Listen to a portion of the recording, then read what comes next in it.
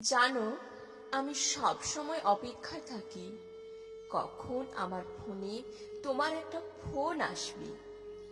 আর আমি ফোনের স্ক্রিনে তোমার নাম্বারটা দেখে কাঁপা কাঁপা হাতে ফোনটা রিসিভ করে কাঁপা কাঁপা গলায় বলবো, হ্যালো।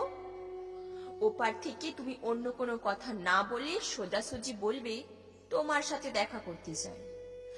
আমিও বুকে এক পাহাড় সমান অভিমান চাপা দিয়ে অভিযোগের ঝড় না তুলে শুধু জিজ্ঞেস করব, কখন, কোথায়। তোমার দেওয়ার সময়ে তোমার বলা স্থানে আমার যত কাজ থাকুক না কেন সব ফেলে আমি ঠিক পৌঁছে যাব তোমার কাছে। আমি পৌঁছে যাব সেভাবে যেভাবে চাতক বহুদিন তৃষ্ণার্ত থাকার পর বৃষ্টির সন্ধান পেয়ে পৌঁছে যায় বৃষ্টির কাছে।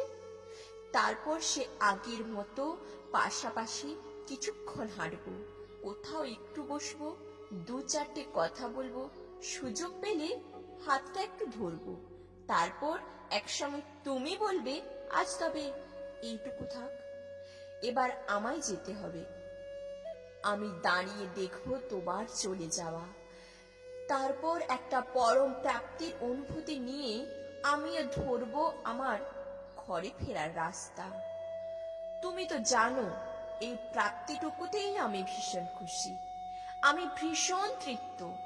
তাই আমি সব সময় অপেক্ষায় থাকি কখন আমার ফোনে তোমার একটা ফোন আসবে, কখন আমার ফোনে তোমার একটা ফোন আসবে।